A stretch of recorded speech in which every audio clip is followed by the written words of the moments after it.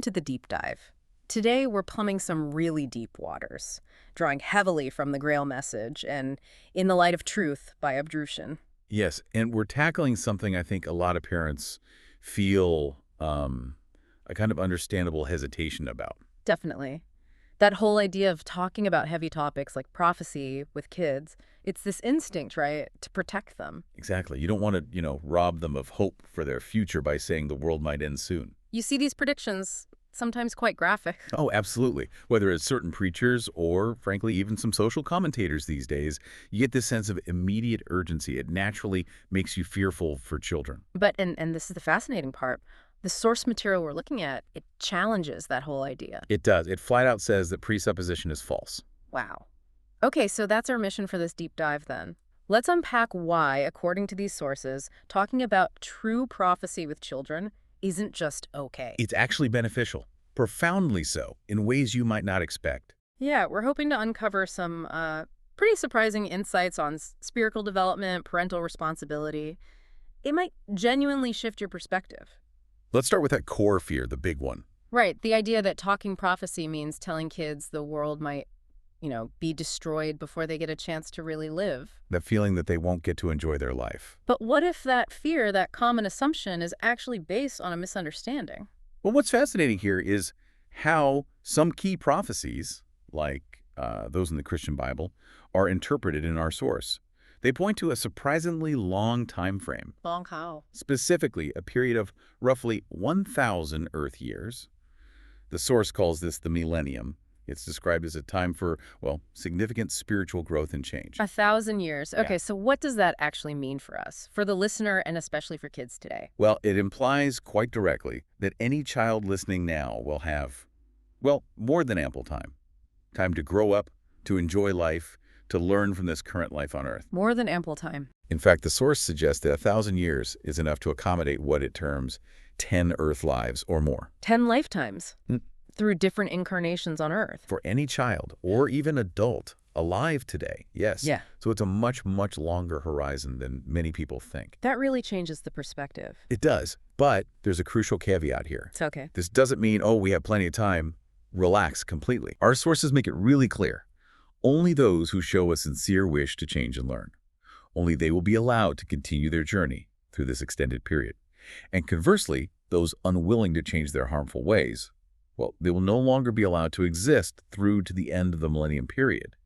Their fate, our sources explain, is determined after they have left this earthly plane, based entirely on their choices during their earthly lives. They essentially forfeit the full time allotted to mankind to change for good, really, by their own choice. That brings us to another critical piece of this puzzle that our sources reveal, this concept of generative power. Yeah. This is something that seems to tie everything together, but maybe it's not immediately obvious how. This generative power, as described in our sources, is essentially the innate spiritual capacity within each individual. It's the power not only to transform themselves, but to actively contribute to the positive evolution of humanity and the earth itself. It's this ability to create, to heal, to build, and it stems from a soul that is aligned with positive spiritual principles. Here's where it gets really interesting then, because the source goes on to say, That the spirit in the child. is just as old, if not older, than the spirit in the grown-up. Precisely. So if that's true, then trying to protect that spirit, especially as they get older, from hearing these crucial messages and prophecy. Is actually doing them great disservice. They need this information What end? to prepare themselves in order to take advantage of the opportunities for spiritual redemption and development. They have their own journey, their own burdens to work through. That's quite a shift in thinking.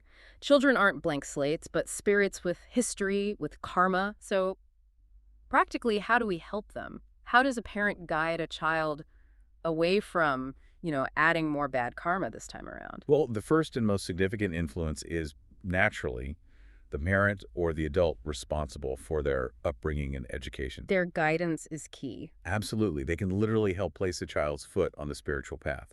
A child who is well-directed, the source says, is much more likely to shun harmful ways. And if they're badly directed, Then sadly, the opposite is more likely, unless some other correcting influence steps in later on.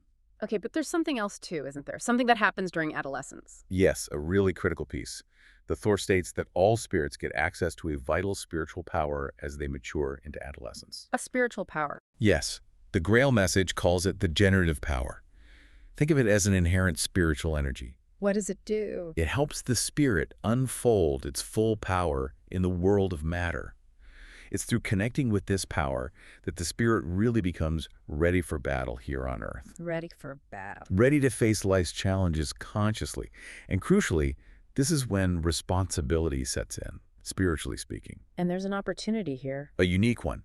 At this exact stage, the source explains, the wise justice of the Creator provides not just the chance, but also the natural urge to shake off past karma easily, without immense effort.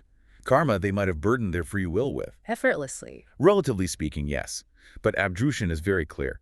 If a person misses this window, this opportunity. It's his fault, their own responsibility. Yes. And interestingly, the source links this to things we observe in teenagers, that idealism, sometimes that melancholy. You just put it down to hormones. Right. But the source suggests it's deeper. It's not just hormones. Those physical changes affects something called blood radiation, which then connects the individual physically and spiritually to this flowing generative power, if they're unspoiled, that is. Wow. Okay, this raises a huge question for me, given how absolutely vital this power sounds. How are kids today being prepared to actually use this gift? Exactly. And the simple, honest answer seems to be Pretty much not at all. not at all. Yet it's critical for every single spirit incarnating on Earth. This power is what confers adulthood traits, spiritual responsibility. And if that connection doesn't happen properly or it's blocked somehow, What happens then? the source indicates the person will continue to show childish traits emotionally and spiritually, even when their body is fully grown. Like developmental challenges. That's mentioned as an example, yes, although even those situations are described complexly as a form of redemption measure for the spirits involved. Yeah. Quite profound. So pulling these threads together, it really highlights the immense responsibility of being a parent. It's huge. Taking on parenthood means, in the eyes of the spiritual laws apparently, accepting the duty to help that child mature into a spiritually responsible adult. But how many people actually think of it that way? Or are even aware of this level of responsibility when they decide to have children? Not many, realistically. That's the common pitfall. And there are consequences for that lack of awareness. Severe ones, according to the source, when parents, even unknowingly, mislead their children spiritually.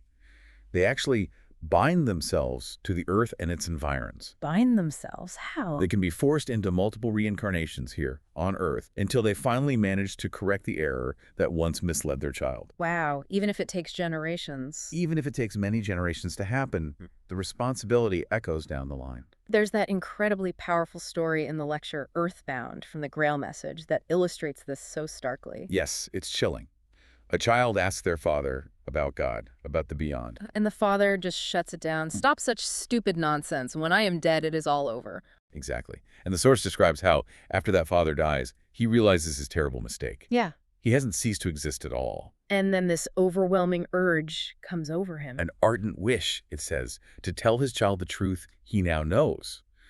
But that very wish binds him to the child. But the child can't hear him. No, neither hears nor feels him. The child's conviction, built on the father's words, acts like a firm, impenetrable wall. So the father is trapped. Obliged to witness, helplessly, how his child now takes the wrong path because of him, feeling anguish and fear as the child sinks spiritually. That's described as his so-called punishment. And it doesn't end there. No, he remains bound, watching this wrong idea pass down through his descendants. Until when? Until one of those descendants, generations later perhaps, finally recognizes and follows the right way. Only then can he be released. Goodness, the weight of that. It really underscores the deep intergenerational impact of a parent's spiritual guidance. Or the lack of it. The consequences are profound and long-lasting. So the message then, coming back to prophecy and children, is crystal clear. Encourage your child, your adolescent, to be interested, to want to know about the spiritual messages hinted at in true prophecy. Don't shut them down. And more than just allow it. Maybe even rejoice. Rejoice when your child shows interest, asks questions, wants to investigate these things. Absolutely. Their lives, including their youth, will actually be made richer, more meaningful, not bleaker. They'll have a grounding. Gives them tools for that spiritual journey we talked about. Exactly. Well- And just to reiterate that point about urgency for everyone listening, regardless of age, Yes. remember, the source stresses that anyone demonstrating an unwillingness to change their harmful ways, Mm. they won't be allowed to continue through the entire millennium period. So by their own choice. By their own decision and choice, yes, they forfeit the full time given to mankind to change for the better. Their judgment, their condemnation, comes after they leave this earth. The door closes, so to speak. Okay, so let's leave our listeners with this thought to consider.